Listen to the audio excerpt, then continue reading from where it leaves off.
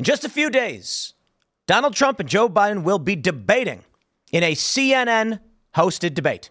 And already many people are saying CNN is afraid.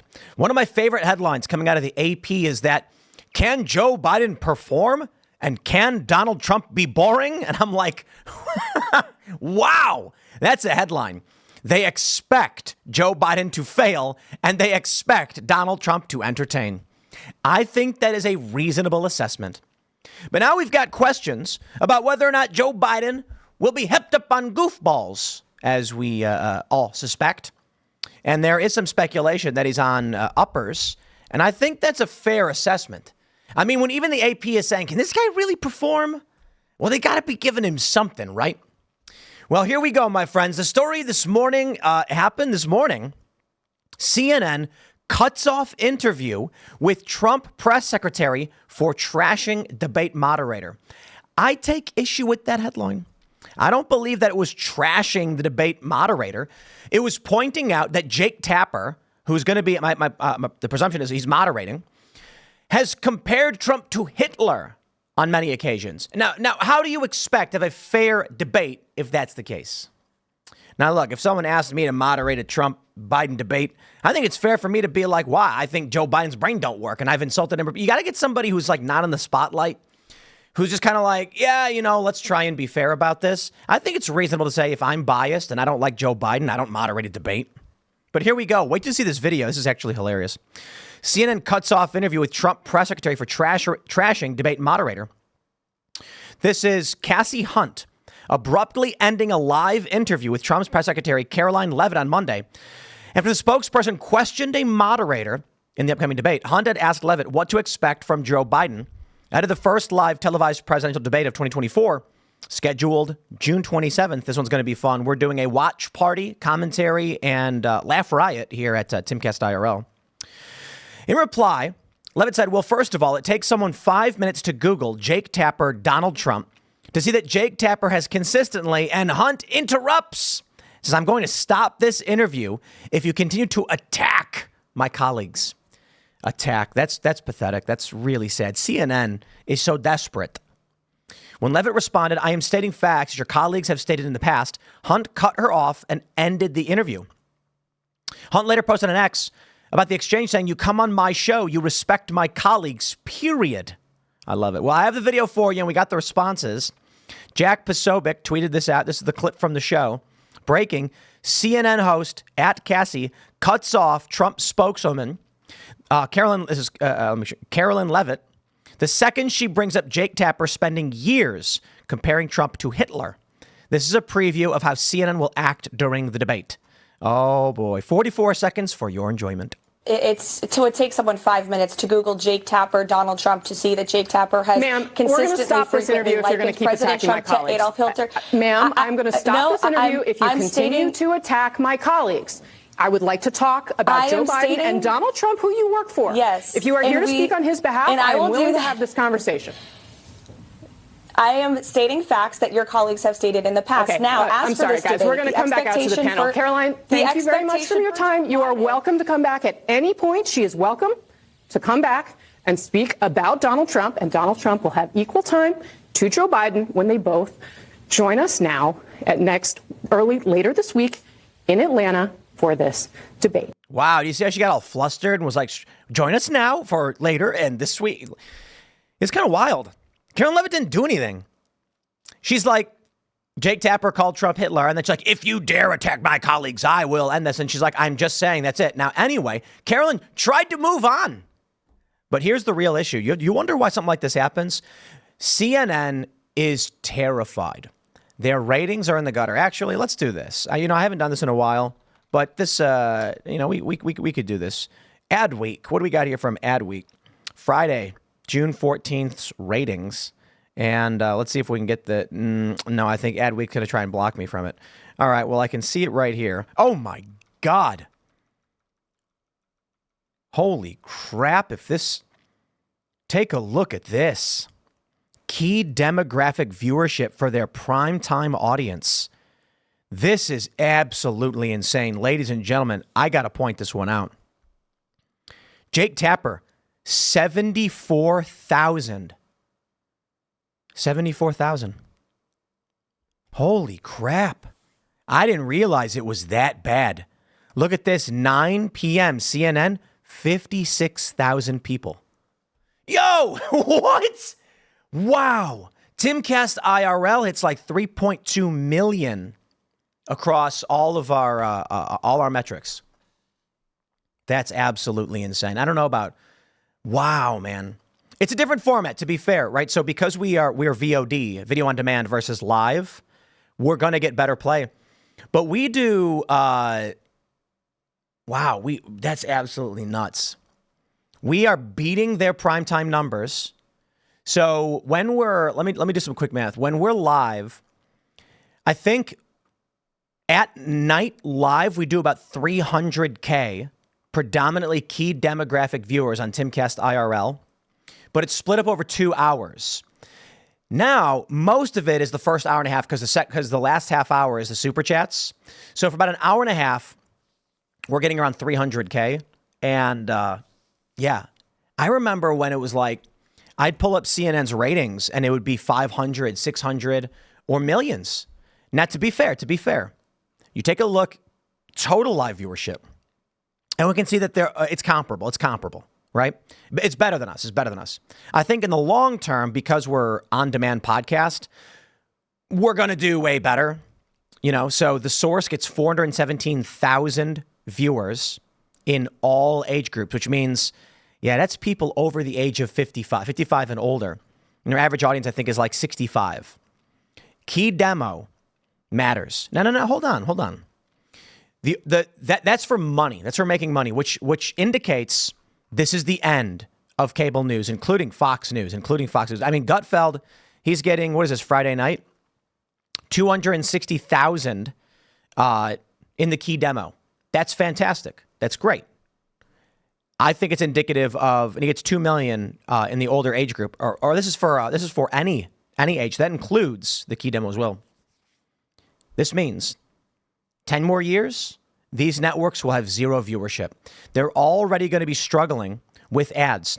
And I mean no disrespect to elderly people, but when you're retired and you're on a budget, you're not spending as much money as someone who's in their 30s, has a family, is trying to buy a house. Maybe they want to get their windows redone with Renewal by Andersen, because they do commercials on Fox all the time, right?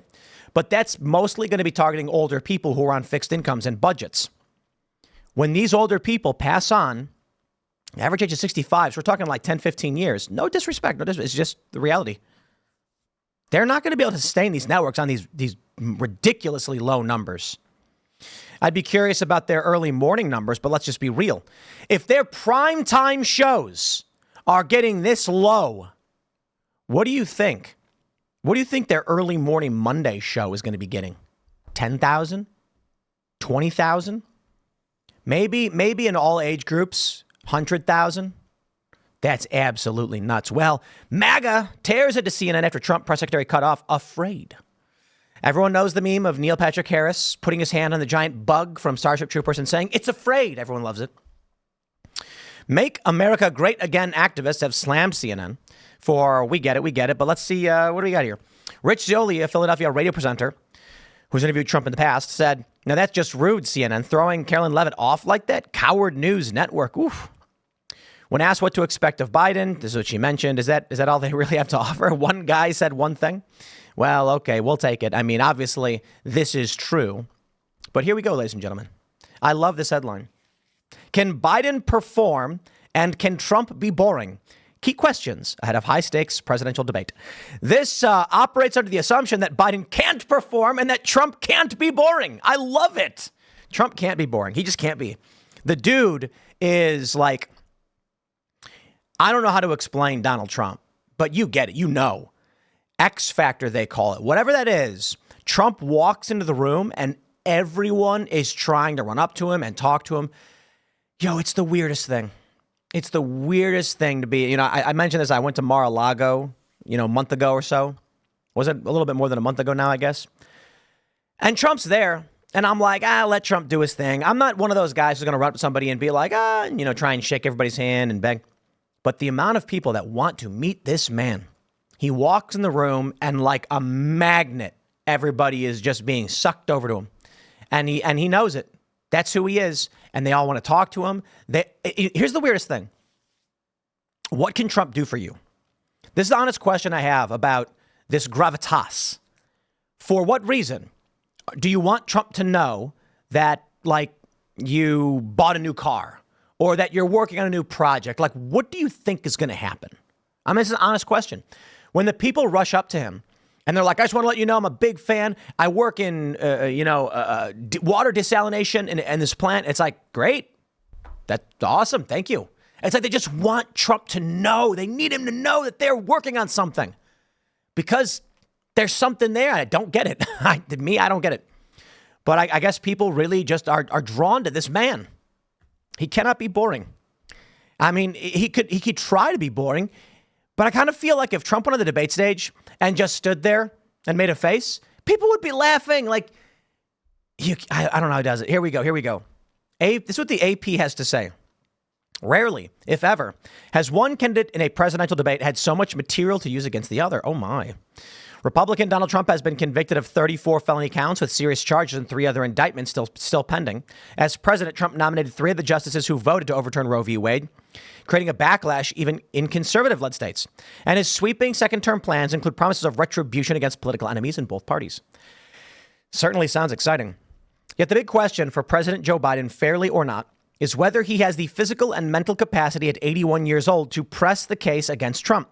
Perhaps nothing matters more than the level of energy and strength the Democratic incumbent projects on stage. Both men have glaring flaws that present their opponent with tremendous opportunity and risk. They will face a huge national audience that will include many people tuning into their 2020 rematch for the first time and who won't see another debate until September, magnifying each success or mistake. I gotta say, this Thursday, 8 p.m. is going to be wild. It's going to be absolutely wild. It's going to be fun. We're going to have to make the popcorn. And I believe we'll be joined by Alex Stein, Primetime Live on Timcast IRL. At least that's who we have slated so far. And the rest of the Timcast crew to watch and comment on the debate between Donald Trump and Joe Biden. Certainly will be fun. Biden and Trump will face off 9 p.m. for 90 minutes inside a CNN studio in Atlanta. Oh, boy. Can Biden perform? I'm going to go ahead and say no, but this is like the 8th time I've shouted out this meme. Somebody tweeted so CNN tweeted out, we are going to see, they said, debate Thursday, 27th. Someone responded with, we are about to see the Manhattan Project of psychoactive stimulants. And it's just like, yes. Whatever the government's been cooking up to keep this guy functioning, he's going to be hepped up on goofballs. Biden's seeming low bar for success has been created in part by the 78-year-old Trump and his Republican allies, who have relentlessly mocked the Democratic president for apparent stumbles connected to his age for years. Trump's allies have questioned whether Biden can even stay awake and stand up for the entire 90 minutes. Democrats are hopeful that Biden can bring the same energy he did in the State of the Union address earlier in the year. But a face-off on live television against an opponent who delights in verbal combat is very different from a scripted speech before Congress. Biden's team is aware that he cannot afford to have a bad night with the nation watching. This is why they're going to be cutting off Trump's mic. Those are the rules. They're going to cut his mic off. How much do you want to bet they won't do the same thing to Joe Biden? This whole thing is designed to be rigged against Trump. CNN, maybe I don't think CNN will be fair, but maybe this. With CNN's ratings in absolute gutter, you see people like Chris Cuomo desperately trying to redeem themselves in external space outside of CNN, going on Patrick Bet-David and things like that, talking with Dave Rubin. CNN may be so desperate, they may be thinking, if we give Trump a fair shot at this, we might actually get some audience back. And it's too bad. Because they could, but now with this Cassie Hunt thing, she should have let Carolyn Leavitt say that Tapper called Trump Hitler. And then she could have been like, well, I guess people have their opinions. We'll see if Jake can do a fair job. We'll press him to try. That's the appropriate response. No one's falling for this. And here's the thing. They don't want their audience to see someone point out that they will not do a good job with this debate, that they have been biased, and that there's reason to suspect this will be illegitimate. And I think we can all agree that is very likely. That is very likely going to be the case. That CNN will not be fair. But the next big question, outside of whether or not Joe Biden's brain works, is can Trump be boring? They say, having already locked up his base, Trump has an opportunity with persuadable swing voters and moderates who fueled Biden's victory 4 years ago and now express concerns about both candidates. But to win over the so-called double haters, Trump cannot simply lean into the red meat talking points, personal insults and conspiracy theories that typically dominate his public appearances. Instead of more talk of retribution or lies about the U.S. election system, he'll need to offer an optimistic vision for the future and a clear contrast with Biden on traditional kitchen table issues like healthcare and education. He was widely panned for his outbursts in the first 2020 debate with Biden, badgering the then Democratic nominee and repeatedly interrupting him. Their second debate took a milder tone and focused on the sharply different governing visions. In short, Trump needs to be somewhat boring on Thursday night. Can he stay disciplined? Some allies are hopeful. History may suggest otherwise. Navigating the criminal records. Oh boy. Trump's extraordinary legal baggage creates opportunity and risk for both candidates on stage. Biden's campaign has signaled an increasing willingness to lean into Trump's criminal record in recent days. But aside from a few jabs, Biden himself has largely distanced himself from Trump's prosecutions to avoid the appearance of political interference. Trump, who has been alleging for years without evidence that Biden is responsible for prosecuting him, won't make it easy for the president to toe that line. Recent polling shows that about half of U.S. adults approve of Trump's New York conviction. And if voters don't think the specific convictions are troublesome, Trump's attempt to conceal an alleged affair with a porn actress is hardly bumper sticker material.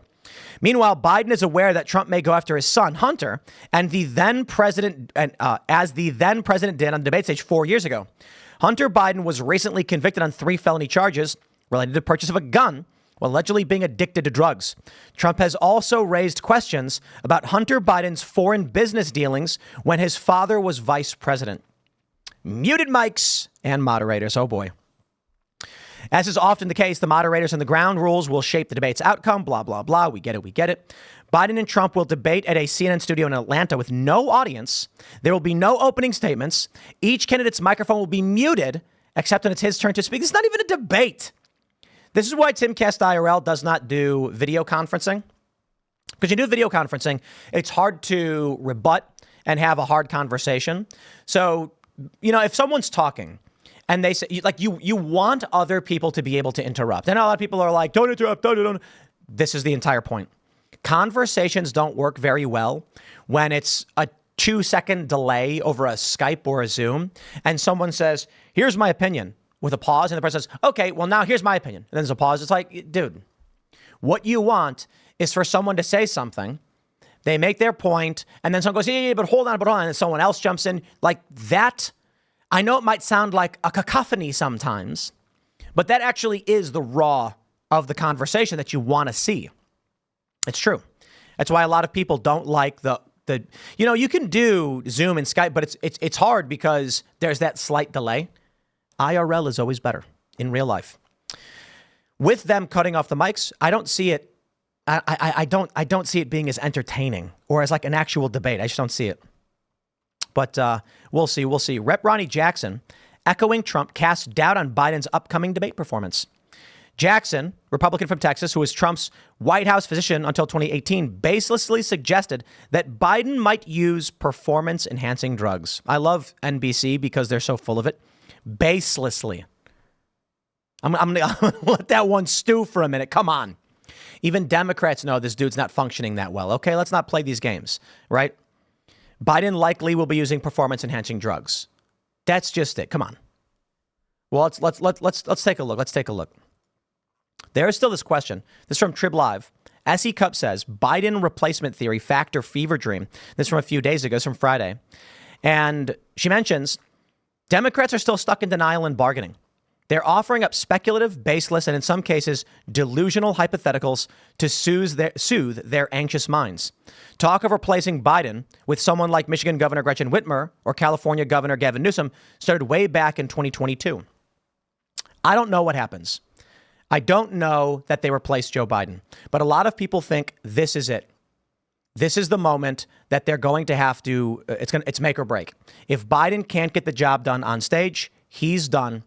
He will be replaced. Interestingly, we've got this, the latest polls. RCP still has Trump up 0.9, so he's improved by 0.1. And then we have this from 538 actually showing Biden taking the lead with 0.3 up. So hard to know for sure. I don't know that I trust 538. There's some polls they don't use that RCP does. But in their simulation of what we can expect to happen, who is favored to win the 2024 presidential election? Well, it goes back and forth. But right now, they're saying there's one tie. There's 3 instances. 3 instances where there's a tie. Biden wins 50. Trump wins 49. I don't know if you can trust 538, but we will see.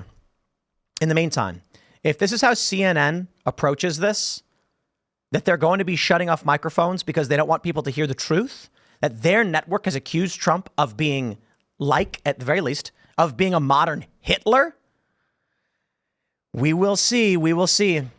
How many of you are actually confident? I wonder. All right, but we'll see. Next segment's coming up at 1 p.m. on this channel. Thanks for hanging out, and I'll see you all then.